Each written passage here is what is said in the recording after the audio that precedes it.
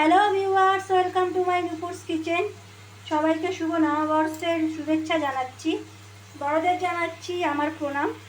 তো আজকে আমি নতুন ধরনের একটি রান্না দেখাতে চলেছি। দেখতেই পাচ্ছেন আমি বেসন নিয়ে নিয়েছি, 250 বেসন নিয়ে নিয়েছি। এর সঙ্গে নিয়ে নিয়েছি আমি কারি পাতা। তো এই রান্নাটা কিভাবে করব শুরু থেকে শেষ পর্যন্ত আপনারা দেখতে থাকুন। তো আমি এখানে যে বেসনটা নিয়ে নিয়েছি, বেসনটা কিন্তু ভালো করে চেলে নিয়েছি। আর এবার এখানে আমি সামান্য কালো জিরে অ্যাড করছি বেসনের সাথে। কালো জিরে আমি দিয়ে এখানে দিয়ে দিচ্ছি সামান্য কাঁচা লঙ্কা কুচি। ঝালটা আপনারা অবশ্যই বুঝে দেবেন।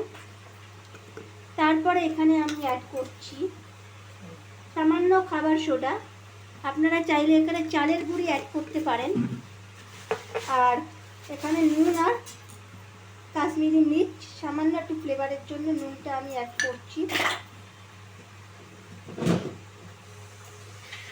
এটা ছাড়া আমাকে এখানে দিতে হচ্ছে 1 টেবিল স্পুন ভাজা মশলা। সমস্ত উপকরণ খুব ভালোভাবে আমি হাতের মধ্যে মিশিয়ে নিচ্ছি। তারপরে আমি এখানে দিয়ে দেবো শুকনো করে রাখা, জল জড়িয়ে শুকনো করে রাখা কারি পাতা।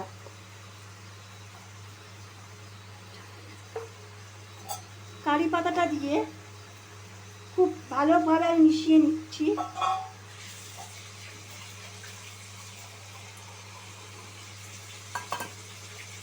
এবার আমি এখানে অল্প অল্প করে আমি জল অ্যাড করব, খুব বেশি জল আমি অ্যাড করব না।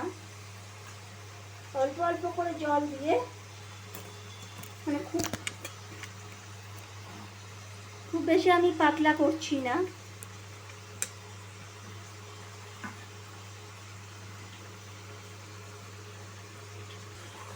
দেখতেই পাচ্ছেন আমি জল দিয়ে ভালোভাবে এটাকে মেখে নিচ্ছি। যদি দেখেন টাইট হয়ে গেছে, আরও কিছুটা জল আপনি অ্যাড করতে পারেন। খুব বেশি পাতলা করবেন না।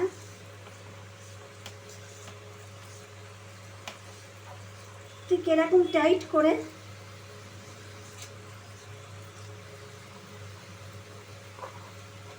করে কিন্তু মেখে নিতে হবে। দেখতেই পাচ্ছেন টাইট করে, পেঁয়াজি যেমন আমরা মেখে নিই সেরকম বেশি আমি জল ইউজ করব না।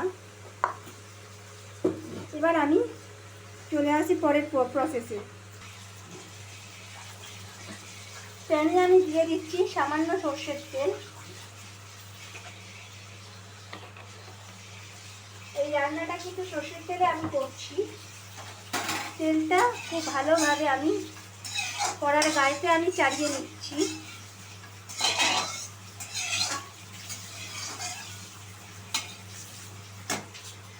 তেলটা গরম হওয়া পর্যন্ত ওয়েট করতে হবে। তেলটা গরম হয়ে গেছে। এবার আমি চ্যাপটা করে পকোড়াগুলো ছেড়ে দেবো।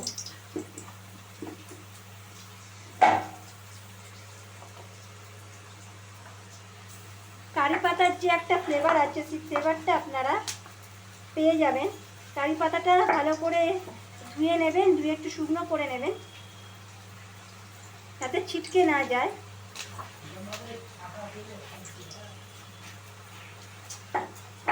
একটু একটু করে আমি দিয়ে দেবো।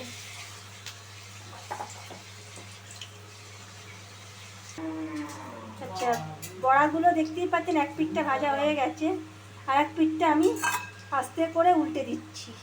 এক পিঠটা ব্রাউন হয়ে গেলে তবেই আর এক পিঠটা আপনারা উল্টে দেবেন। ডালের সাথে গরম গরম পকোড়া খেতে সবাইকারই ভালো লাগে। এই পকোড়াটা কিন্তু সন্ধ্যেবেলা আপনারা স্ন্যাক্স হিসেবেও ব্যবহার করতে পারেন। সবগুলো আমি একে একে উল্টে দিয়েছি। দেখতেই পাচ্ছেন কত সুন্দর ব্রাউন হয়ে এসেছে কালারটা। আচ্ছা, পকোড়াগুলো সুন্দর করে ভাজা হয়ে গেছে। একটা প্লেটে আমি সার্ভ করে দেখতেই পাচ্ছেন আমি কি সুন্দর গার্নিশ করে নিয়েছি।